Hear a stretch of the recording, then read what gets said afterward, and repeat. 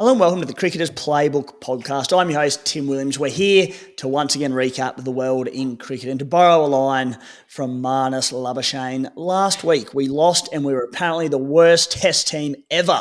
And this week we finish on day 3 with the series 1-1. What a long time, 1 week in test cricket. Is a good one for Aussie cricket supporters this week, not so much the Indians, but we've got an absolutely thrilling Border Gavaskar series on our hands. Here to chat through it with me, as always, Cricket Australia commentator, former Sydney Sixers media manager, actually Bryden. Max, how are you, mate?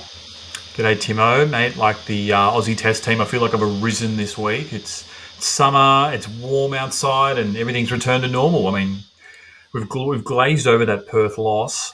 Really interested to get down and have a big chat as to if it's papering over a few cracks. But, geez, it's a lot better being in the winner's circle, isn't it? Oh, so much better. And yeah, Perth as an Aussie cricket fan feels like an eternity ago at this point. My next guest, a man with the best data in sport, random stats guy. Rando, how are you, mate? Mate, feeling all right. We did have a big sesh on the Sunday, celebrating Australia's win, of course, but just finally recovered from that. But yeah, 10 days is a long time in Australian Test cricket, isn't it? Because last week we were talking about how Australia may never win again. It's now, will they ever lose again after this pod, I reckon? Yeah, you and I, Rando, are as wounded as the Aussie cricketers after Perth. But like the Aussie cricketers, we've both recovered and we're back for the Cricketers Playbook podcast. On today's show, boys, we're going to review the major talking points from Australia's second test win against India. The big one being, should we give Hazlewood another rest to continue with Scotty Boland, or do you just get Hazlewood straight back in there if fit and good to go? The appeal this week, Rando and Maxi, they're going to go straight into it with that for today's show. The Shield cricket, one of the worst runouts of all time on the final ball to cost Tasmania a draw against South Australia. Where does that one rank among the great cricketing brain fades? England versus New Zealand. Joe Root, some certain comments on Harry Brook saying far and away the best player in the world. We're going to debate whether that's fair or unfair. We're also, and I love this debate, but we're going to chat about what Sir Donald Bradman would have averaged in the modern era, whether it would have been over his 99.94 or under it. I've got some strong opinions. Can't wait to hear what the boys have to say there. Rando's stats trivia. He's going to fire a couple of those questions at us as well. We're then going to our best performances in world cricket over the past week to name our World 11 with the race to the mace heating up for the upcoming summer of cricket. Now, boys, let's get straight into it, and we're going to get straight into the appeal. And it is around Hazlewood and Boland, as I mentioned. Scotty Boland, every opportunity he gets for the Australian Test team, he thrives and he fits like a glove. Josh Hazlewood, he's had some recent injuries. He's under a cloud, but it sounds like he's firming to be available for that Brisbane Test. Look, I'll start. You know what? I might go straight to Rando for this one because I often start with Maxi, and Maxi's had a couple of wins thus far. So I'm going to go to Rando. Rando, provided Josh Hazlewood is cleared, do you go straight to Hazlewood or do you give Scotty Boland another game? What are you feeling? I think directly, I'd definitely be looking to give Scotty Boland another game. He's got one of the best bowling strike rates in Australian Test history. He once again proved that he can take wickets. People go, what has he done? He hasn't done anything the last 2 years because he doesn't get the opportunity. But when he gets the opportunity, boy, he takes it. With the pink ball, with the red ball, it doesn't matter. I think he is definitely should be in our bowling attack. I guess my kind of change here is I think that Hazlewood could potentially be in the side as well. You got Nathan Lyon, who of course faced 6 balls, bowled 6 balls in the Adelaide Test and didn't seem to need him. I was looking at going, well, what does the Brisbane wicket usually say in the last 10 seasons? And it really does favour the Australian bowling attack. You look at all our current pace bowlers, even chuck in Mitch Marsh in there as well. They all average under 24 at the Gabba. You look at Nathan Lyon, he averages 30 there. Hasn't been able to string a couple of bowling innings together in the same game. He's only taken 2 or more wickets in each innings in each game. Only once, and that was back in 2017 in the Ashes. He usually gets a few. Of course, he had in that 2021 Ashes Brisbane Test, he had 4 wickets in first innings, none in the next one. Similar with the, I believe it was the Windies recently here, 3 wickets in one innings, none in the next. So he's been trying to find his consistency there. So in one sense, I think there is a world where we see both Hazlewood and Boland rack it up. We saw it worked well, all pace attack for the Australians in the last game. So I'm sure that if Hazlewood is fit and ready to go, it'll be really exciting to see him, Boland, and just give an all pace attack to this Indian lineup. Very interesting insights there, mate. Might have to change your name to Rogue Stats Guy because that has come out of nowhere. Drop Nathan Lyon. Apologies for the worst joke of all time, but that's huge and not where I thought this conversation was going to go. Maxi, I'll throw to you on the question of, I know that we've spoken prior to the show, you're keen on Josh Hazlewood, get him in there. I suppose, mate, you can elaborate just not on that, but the prospect of dropping Nathan Lyon. I guess dropping sounds like a very tough word. It's almost like giving him a rest due to conditions. Talk to us, Maxi. Well, mate, very interesting approach to the new ball there, Rando. I feel like I've got to try something new. I've got to try something new after 2 losses. A little bit Jazzball-esque there, just sort of really taking them out of the T20 handbook. But look, I'd be very happy to give Josh Hazlewood another rest, if I'm completely honest. And I think that all the stats that you said about how good Scott Boland has been, that incredible strike rate, it's more than just that. It's actually the wood that he has over these Indian players. He took a wicket with his first ball in both innings in Adelaide. Favourable conditions, of course. The first innings was called back for a no ball, but he's picked up Kohli a number of times. And I think that we've got a really long year ahead of Test cricket. Beyond just this series as well, we need to go over to Sri Lanka immediately after this Australian summer, and we need our best cattle available for selection. Now, you're talking about dropping a spin bowler for a pace bowler in order to get both of them in. And look, I don't entirely hate it, but Nathan Lyon plays a crucial role in this Australian team.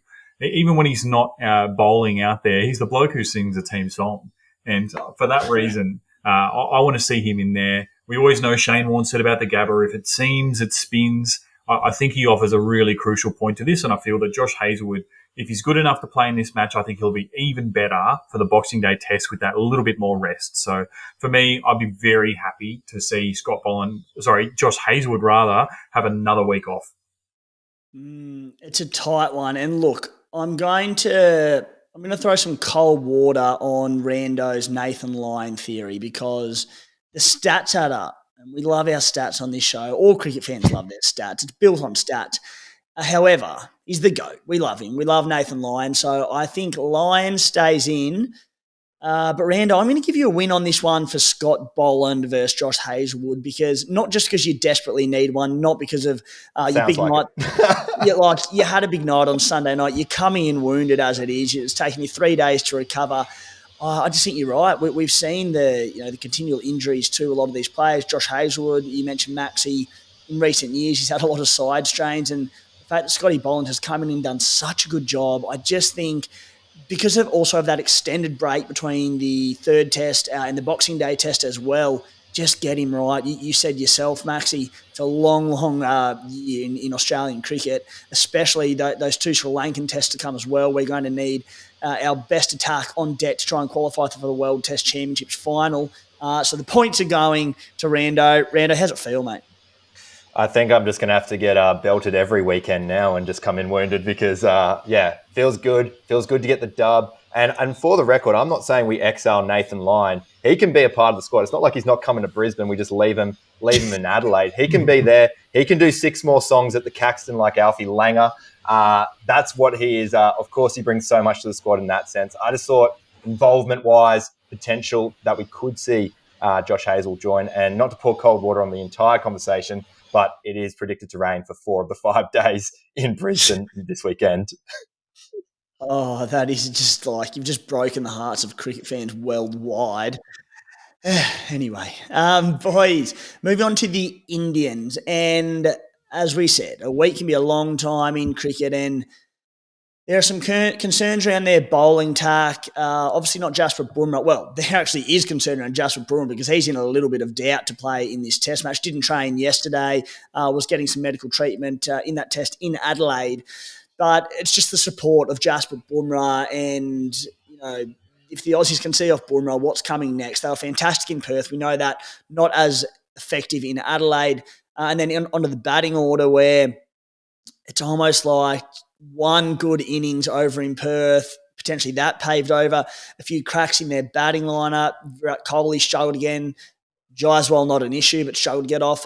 We're sure he'll bounce back with his class. But Rohit Sharma coming back in there as well. Maxi, there's a few concerns for both the batting and the bowling attack. Who's under more pressure, the batters or the bowlers from India?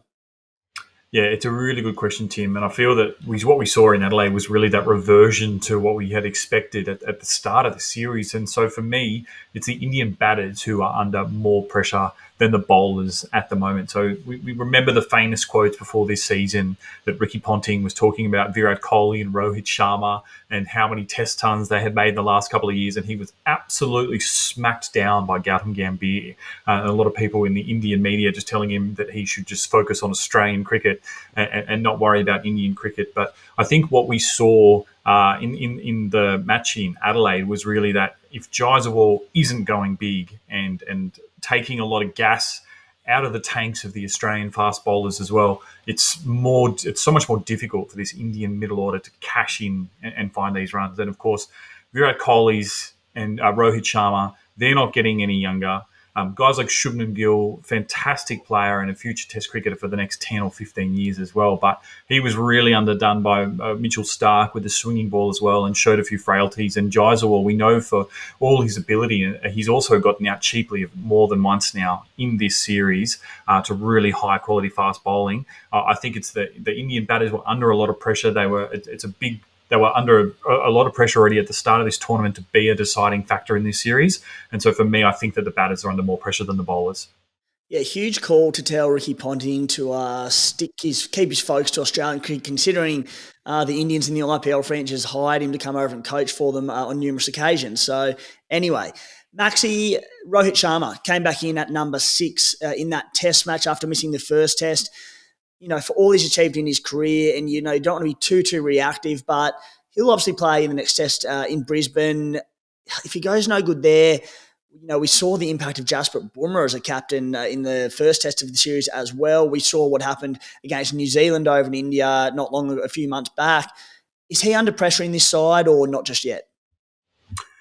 I don't think he is until the end of this series. But if India go through this cycle and they don't qualify for the World Test Championship final, which it looks like it's going to be really difficult for them to do now unless they can fight their way back into this series, I think he genuinely could be. And not only will it be the pressure for him to perform and help his side win and maintain the last 2 winning streaks that they've had in Australia. It's just how well Jasprit Bumrah led the Indian side in Perth as well, which I think has given their fans and spectators a bit of a glimpse to the future. And some people might call for that future to be brought forward if India aren't successful in fighting their way back into this series. Fair play. Well said, mate. Rando, what about for you, mate? Who do you just feel similar to Maxi in that? Is it the batting lineup that are under more pressure than the bowlers, or do you see it a little bit differently after that Adelaide test? 100%. I agree full well with Maxi that the pressure is still on the batters. It was leading into this series. I think the whole reason why Rohit Sharma decided to bat at 6 is because he didn't want to sort of throw the batting order into disarray, cause any discomfort, just wanted to slot straight in there and have them comfortable with the batting position they're playing in. He has a great average at 6. He actually has his best batting average at 6, but he hasn't played there for 6 years. First time since 2018 he's batted at 6, usually opens, of course. And I think, like we've said with the Australian performance in Perth, we can't just judge it on one game. It's his first game back after having the birth of his second child. I'm sure he's going to prove us all wrong, and I'm very scared if he does do that. So it'd be really interesting to see what their tactics are when they come to Brisbane. But I do think that batting order will be shaking a little bit in their boots. Of course, we changed the pink ball back to the red ball. Does that change everything? It'll be really interesting to see. But I think one day-night test in Adelaide shouldn't be complete panic stations for India just yet. And as you mentioned with the World Test Championship, India win this one, then Australia's back under pressure, and then India's back. It's just going to go topsy-turvy. Not the end of the world, I guess, until we get to that 4th, 5th test. In the end, that we'll see a bit more pressure. But for the moment, not too much panic stations, I think. But the pressure definitely full well on probably the entire Indian team, but more so the batters. Yeah, from this famous test rivalry between Australia and India that just seems to intensify as every series we play against each other. to these guns of Virat Kohli, Steve Smith, Rohit Sharma as well, under a bit of pressure in their careers, the World Test Championships on the line. There's so much at stake in these final 3 tests. I just cannot wait to see how it unfolds. But boys, we move across the Tasman, New Zealand versus England. England getting another win over the Kiwis there. And Joe Root is just making a few headlines lately, whether it's his fault or not. But this one, I actually love this from him. He's backing one of his own, and he's come out after Harry Brook scored. It was, what did he have? He had 55 and 123 off 115 balls in that test. And he said, Harry Brook is far and away the best player in the world at the moment. Quote, Max Bryden, fair or unfair? Is Harry Brook the best player in world cricket at the moment? And I'm glad you're asking me and you're not asking Darren Lehman, because we know how he feels about cricketers who aren't born in this particular country. But look, I think on face value, it's really, really hard to argue. Now, we're talking about a young man who's had an incredible start to his Test career. I think it was only 2 months ago he scored 300 against Pakistan as well in an away tour, and but that's been what has been so impressive about him. It's not just been the scoring rate. It's not just been the amount of sixes. It's not just been the 360 degrees avenues of scoring. It's been his ability to do it away from home, which, as we know from an extensive history of Test cricket, it's not easy to go into different conditions and bat the way he does. But I would say that all you need to know to answer this question is: would you be shocked or more shocked if he failed? And I think at the moment, Harry Brook scoring under 50 runs is a shock, the way that he's going about it at the moment. He's a match-winning player. He's a joy to watch. And I, for one, I can't wait until next summer we get the chance to see what he can do on Aussie shores, because I think he might be shutting up Darren Lehman when he does get the chance to. Oh, the beacons have been lit for the Ashes next summer. It is going to be unbelievable, especially the form that the Poms are finding. If Australia can make their way to another Test Championship final. Rando, what about for yourself? Fair or unfair? I think it is completely fair here from Joe Root. You look at Harry Brook, his career, let alone what he's been doing right now. Third highest Test average in Test history. He's got 62 from 28 innings. Only the great Adam Voges and, of course, the Don average higher than him in Test cricket. He was the 8th fastest player to 2,000 Test runs. But here's one, as you were talking about, Maxi, about being able to hit centuries away from home. He's hit 7 Test tons in his first 10 games away from England. There has been no batter ever that has hit 7 Test tons in their first 10 tests on foreign soil. He leaves Don Bradman, Ken Barrington in his wake, who have both done it 6 times. So that's an incredible feat that he can definitely hold his head high. But got to go back to Boof. Has he hit a century in Australia? Until then, he's not the best in the world. Doesn't count. Not the best in the world. Does not count. What is the best thing about that? It Test batter rankings at the moment. The only man ahead of Harry Brook, Joe Root. So, look, I actually love that from Joe Root. Great call. Now, Sheffield Shield. Moving on to the Australian domestic scene. I'll set the scene for you. South Australia versus Tasmania. Tasmania needing 4 runs off the last ball of the Shield game to win. For any international listeners tuning in, they don't know what the Sheffield Shield is. Really, it's a 4-day game. So, people, you can have a draw. It can end with split points. We don't need a direct result in a win or a loss. Riley Meredith, quick bowler for Tassie. He mishits one to cover, runs an unmakeable second single and gets run out to cost Tasmania a draw in this game. South Africa get the win. They get the full points. Incredible.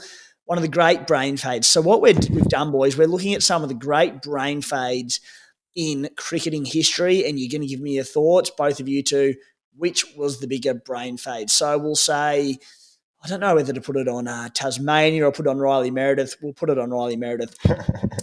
Riley Meredith versus the 99 World Cup semi-final. Alan Donald, one of the most famous brain fades of all time. I'll start with you, Maxi. Meredith versus Donald.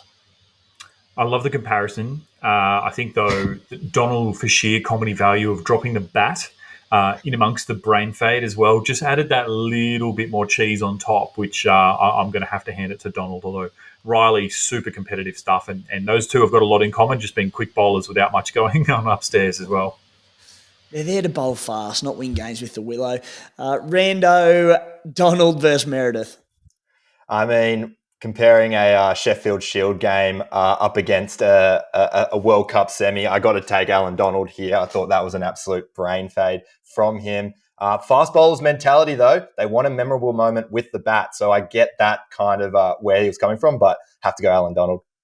Next one up, boys. Azhar Ali run out against Australia. The ball fell a metre short of the boundary. They thought it went for 4. They were having a chat mid-pitch, the batsman, and gets run out. And another all-time corker. So, Maxi, Ali versus Meredith. Two beautiful situations in their own right, two completely unique situations. I'm going to go with Meredith in this because Ali, while extremely comical, it didn't cost his side the match in his direct action. So just for the weight of the competition points, which Meredith lost through his silly run, I'm going to go with Meredith on this one.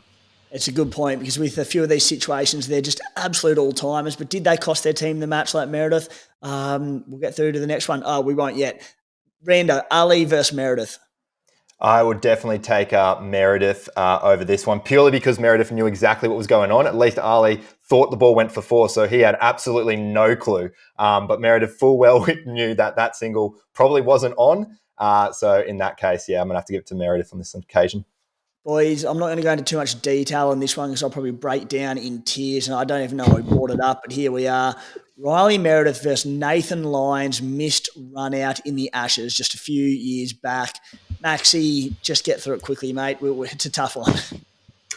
Brain fade's probably a bit harsh on Nathan Lyon because didn't the ball hit a sprinkler or something, he claims? Yeah. No, look, I think on Lyons was a tough one because it was really kind of more of a poor execution of skills. Maybe a pressure moment that sort of got to him and he didn't sort of act his best. It was really, really big circumstances, but I'm gonna stick with Gaz here. I'm gonna back him up. I'm gonna say Riley's with a bigger brain fade. Yeah. Look, we know Rando hates Gaz and just wants him dropped and never playing for Australia again. But Rando, Lyon versus Meredith. It's a competition of having both the same name of Nathan, I guess. I'm gonna have to give it to I reckon Nathan Lyon. I think it was understand the game was a lot more tense than a Sheffield Shield game. But I just think it wasn't, as you mentioned, not much so a brain fade, more a poor execution of skills, but still a more costly run-out situation, I think.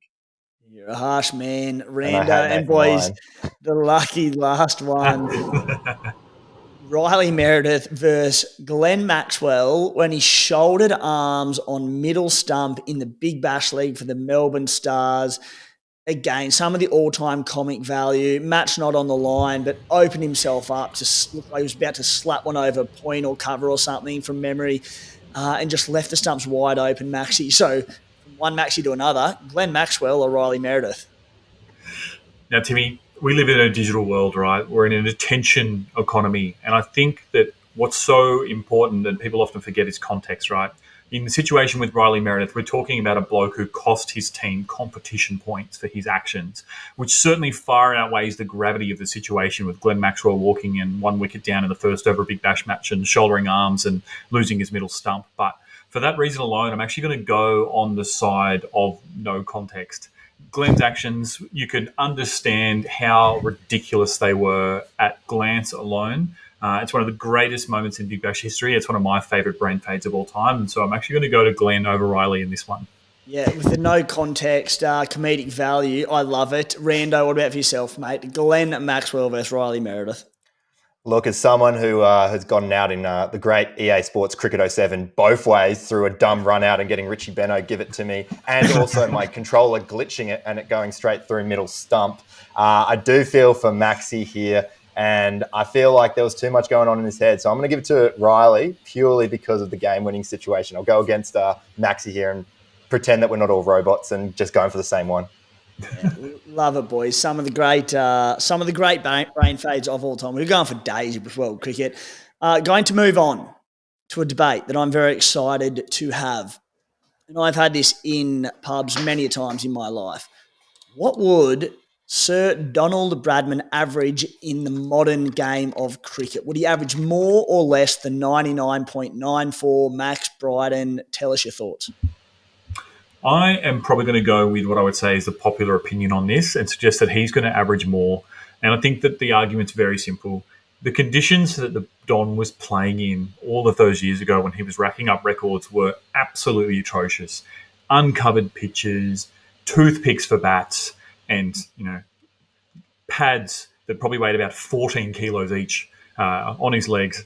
I don't even know if he could score a six back then as well. But I think that the thing that stands up for the Don so much that we always speak about was firstly his technique and his temperament. This is a bloke who never hit the ball in the air because he didn't want to get out and give his wicket away. So with the advancement of modern sciences, flatter pitches, bigger bats, I reckon the Don could do better than 99.4. I might even give him 100.94 just to get him up to those triple figures that we know that he wanted so bad for his career.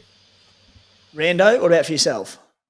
Yeah, there's so many arguments that you could go what ifs, and I think the advancement in technology, how much he would have learned more than he did back in the late 20s, early 30s throughout his career would have definitely helped his game. I think the big question that goes against Don Bradman having a higher average is he played most of his games away. In fact, he didn't play any games in the subcontinent. Would that hamper his average if he did play in India, in Pakistan and Bangladesh on those wickets? That is the big what if, I think, out of everything. Of course, he averaged a casual 178 against India in 9 innings. So maybe it wouldn't have had any damage. But I guess for that sake, and you look at Ricky Ponting, one of our greatest cricketers, averaged 26 across in India compared to his usual 54 average. So that is what I think about the most when I'm looking for an argument against Don Bradman. So for the sake of the argument,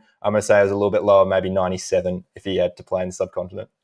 I like it. It's good stuff. I completely disagree with you and I think you're an idiot, but I like the boys, uncovered wickets is the big one, along with the bats that he would be using in the modern era. And I found an article from Dave Wilson on Cricket Edge, and he broke down all the games that Bradman played on uncovered wickets. And the quote is, by my reckoning, there were 15 of Bradman's test innings, which we can consider rain-affected and treat them separately.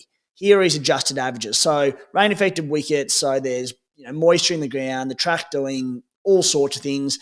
In the 11 matches, there were 15 innings where he had 284 runs, one of them not out. He averaged 20.29 with a high score of 82.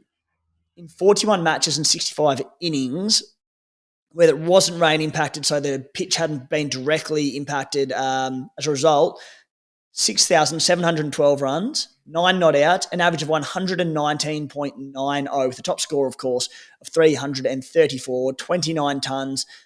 Boys, I think in the modern era, with significantly better decks, obviously covered pitches, the bats, all sorts of things. I liked your point, Rando, of playing on the subcontinent, those sorts of things.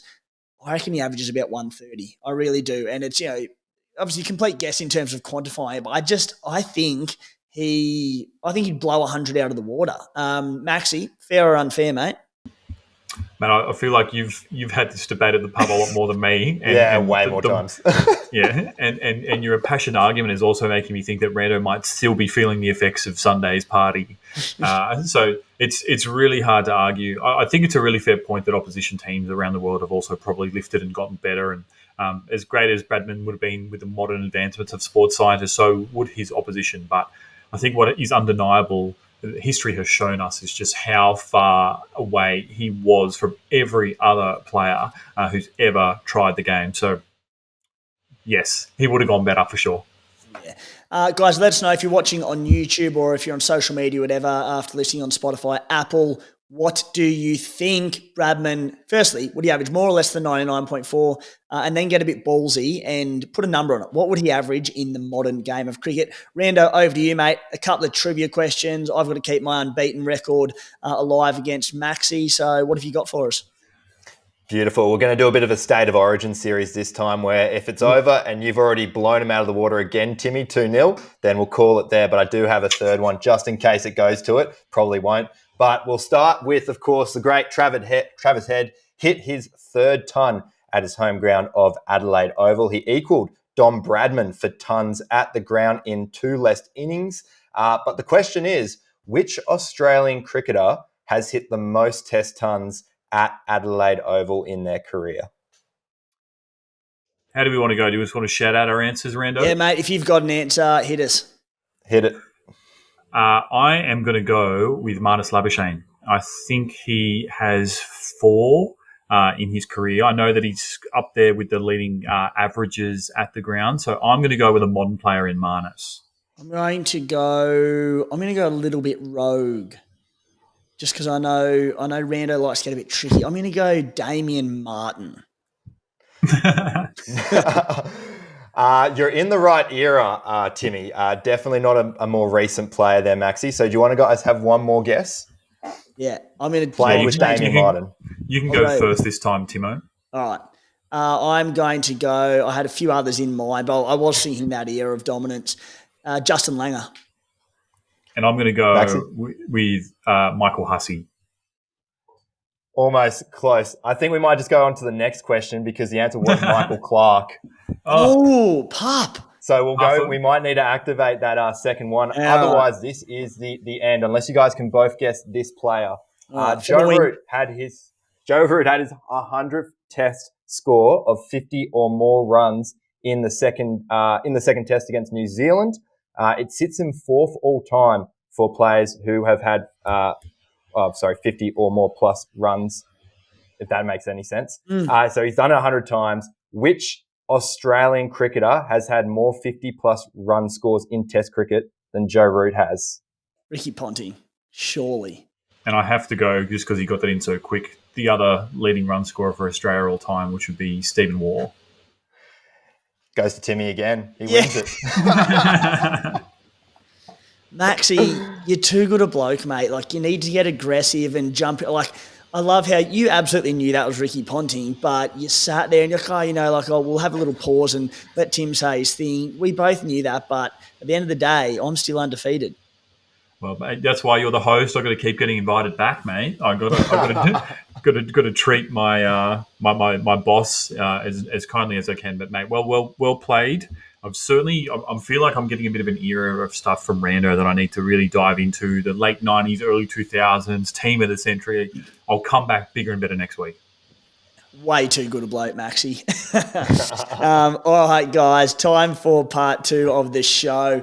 We'll get you up to scratch on all the best performances in world cricket from the past week. We've scoured every major fixture, both domestic and international, to vote on the world team of the week. We then give our 3, 2, 1 best performance in the world for the corresponding week, with the votes going towards the race for the mace, the coveted race for the mace, I might add. Each player's points will go towards the tally for their country, will determine the winning nation each month. An ongoing leaderboard all year round. The criteria is that we go heavier weighting to international performances than domestic performances, and to avoid major bias, although there might be a bit of a feature today, domestic Australian cricket needs to be a superb performance. Either that or the rest of the world goes really poorly. So this week we are dating back to December 3. Rando, you've got the South Africa and Sri Lanka second Test, Windies and the Bangers ODI, and first and second ODI, Pakistan, Zimbabwe, second and third T20s. You got your hands full here, mate. You've got Australian domestic cricket and the India-Australia second Test. I've got the England and New Zealand second Test, the Global Super League, and the South Africa versus Pakistan T20. All right, boys, we need a couple of openers. So I will start with you, Maxie. What'd you find for us? Just the one this week. I feel like much kind of like the Australian Test team at the moment. The openers in my neck of the woods, they're really just seeing off the new ball and letting the big boys in the middle overs cash in. But I have to shout out Henry Hunt, former captain for the South Australian men's cricket team, scored 136 in Tasmania in that Shield win. Was his second ton in 2 matches and third so far of the Shield season. So Henry Hunt. Beautiful, mate. Rando, what have you found?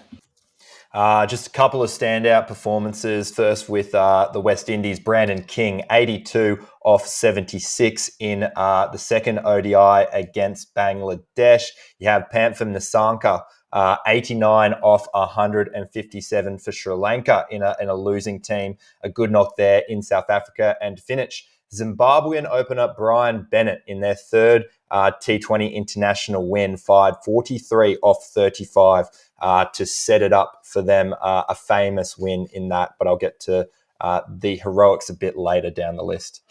Yeah, one of the great Zimbabwean names in Bryden Bennett. For myself, the Bangladeshi, Soumya Sarkar, 86 not out off 54 balls for the Rangpur Riders. That won the final of that global competition. So a massive standout performance there for me. Boys, we voted off air. Henry Hunt and Soumya Sarkar get our opening slots for our world team of the week. The middle order batsman, Maxi, what did you find here? One big boy stands out above the rest for me, and that was Travis Head, the hometown hero, scoring 140 of the best against India. It was his third test ton in a row at Adelaide Oval as well. He loves that test match, and I think he sometimes just wants to end that match as soon as possible so he can get out the back and have a beer with his friends. A couple more performances in the Sheffield Shield. Curtis Patterson, 167 not out. He's averaging over 100 in his 5 innings in the Shield to date. Jason Sanger for South Australia scored 151 against Tasmania in that match. It was his 5th first-class ton. And Tim Ward, a New South Wales boy plying his trade for Tasmania in the Shield, coming in at number 3. He can open as well. He scored 142 as in the 4th innings of that match as his side fell just short, chasing 430. So T-Head probably the standout for me. Yeah, Tim Ward, the second best T-dub on the Australian cricket scene. Rando, who have you found, mate? For me, Shane, Rutherford, 113 off 80. His maiden ODI century. It was in the 5th highest West Indies run chase. They had 295 as the target. At one point, they were 2 for 27 off 8 overs. Rutherford comes in with skipper Shy Hope, gets it done. Shy Hope, he's just turning over the strike, and Rutherford, he's going full guns blazing. So a great knock from him there, and a maiden ODI century as well for the big fella. Just the one, for the other ones. Just the one, sorry. I just thought I just gave him the biggest wrath of all. I needed a break. Ryan Rickelton, also from South Africa, maiden test ton for him against Sri Lanka. And then Mahmudullah for Bangladesh in both ODIs was the standout with a 50 not out off 44 balls and 62 off 92. Couldn't do more with the bat if he tried, trying to keep Bangladesh in both those one-day internationals. So those are my 3. Beautiful. Some ripping performances here, and I have a few as well. Unfortunately, 3 of them are Englishmen. Harry Brook, the man of the moment, 123 off 115 balls against New Zealand, and 55 as well in the second innings. Joe Root turned up with 106. Ben Stokes, 49 off 42 balls. He also took 3 for 5 in 2.2 overs. They were the 3 last wickets of the innings there. And David Miller, 82 off 40 deliveries, boys. As our middle order bats, it's red hot. Curtis Patterson, a domestic Australian, he slotted in at number 3 with that vein of form and that knock. Harry Brook at 4, Travis Head at 5, and Shafane Rutherford at 6. Now, moving on to our wicket keepers. Who did you find there, Maxi? Duck eggs for me again this week. Keepers don't seem to love me on this podcast, so I might just throw it straight to Rando. Rando? Yeah. For me, as I mentioned, Shy Hope, 86 off 88, really helped West Indies get that match-winning knock. He also had 2 catches with the gloves as well. Carl Veron for South Africa, 105 off 133. He had 7 dismissals as well across the 2 innings, 6 catches and 1 stumping. I thought he was worth a shout too. Yeah, that'll take some mighty beating. I had Muhammad Rizwan for the Pakistanis, 74 off 62 balls. He had 74 of their 172 runs, opened the bat also in that one. But, boys, we've gone with Kyle Verreynne for South Africa in that slot. And now our bowlers, 4 of these in total to wrap up our world team of the week. Maxi, who'd you find?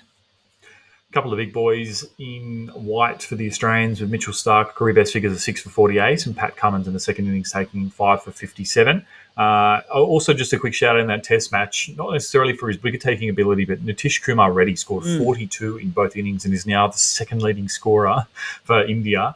so far in the series. He only took 1 wicket, though. And in domestic cricket as well, we saw Jack Edwards, all-rounder from New South Wales, take his maiden 10-wicket haul with 5 for 41 in both innings. We also saw Mark Steckety, a brilliant all-round game. He took 3 for in both innings in what was a low-scoring game against Victoria, but also scored 44 not out and 53 to win man of the match there as Queensland won by 23 wickets. Fergus O'Neill, 5 for and 4 for in the same match. Mitch Perry, 5 for 33 in that match, and Xavier Bartlett, 5 for 32 in that match. So a very good week for the fast bowlers in Australia. Crackers, mate. Rando, what have you found? For me, Jaden Seals, 4 for 22 off 9.1 overs. He was the second ODI MVP against Bangladesh for the Windies. Cracker performance from him. And just a shout out for Tino Tenda Maposa, a more Zimbabwean name there.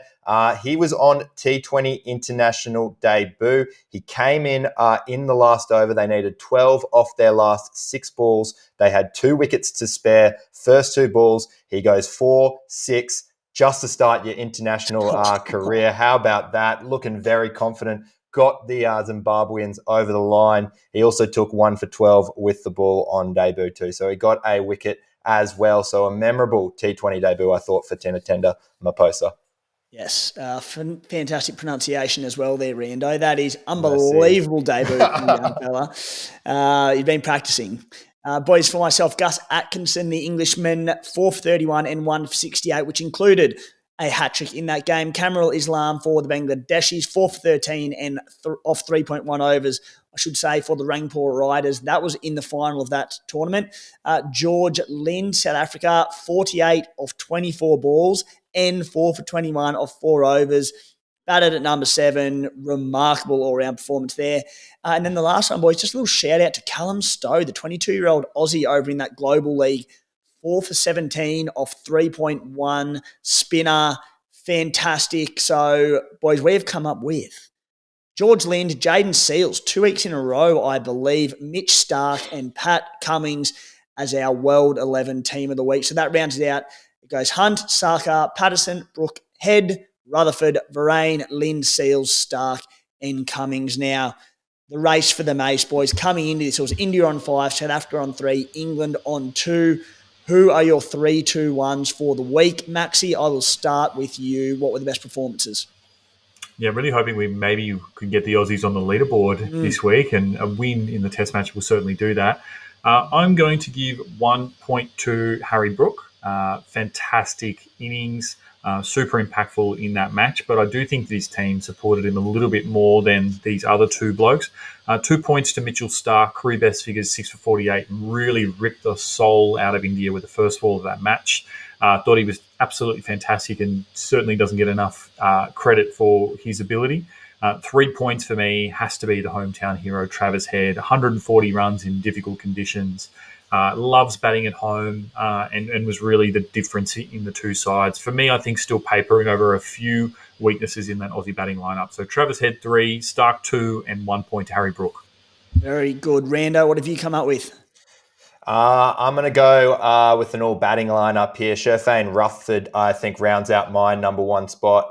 For 1 point, 113 off 80. A massive chase for the West Indies against Bangladesh, and he led from the front. And it's not like he's done it before. That it was his maiden ODI century, so held his nerve and got the job done. I thought in the pressure, brilliant stuff. I thought Harry Brook gets my 2. Another great knock, 123, followed up by 55, as we are seeing by far and away the best batsman in world cricket at the moment. And then, of course, the hometown boy, Travis Head, absolutely iconic from the moment he hit that century, putting the helmet on his bat into the sledge at the end to finish it all off. I thought it was a great overall knock there from Travis Head. Did he take the catch of Siraj as well in that second innings, or am I imagining that? I can't remember, mate. I'm sizzy. I think he took the catch as well to get him out. So there you go, full round. I'm busy here updating the race for the Mace at the moment, mate, so I'm concentrating. I have gone the same as Maxi, but in a different order. I'm going to go 1 vote to Mitchell Starc. I do think who did I have? I thought George Lynn, very unlucky to miss out. But look, the Test cricket scene, a big clash, hard to go past Starkey. 2 votes have gone to Harry Brook and 3 votes to Travis Head. So for the week, what have we got here, boys? We've got 3 to the Aussies. That'd be, was it 2 to Harry Brook in England, or was it 2 to Australia? 2 to Harry Brook. So England moved to 4, Australia to 3, and was it Australia to 1 as well? That sound about right? All right.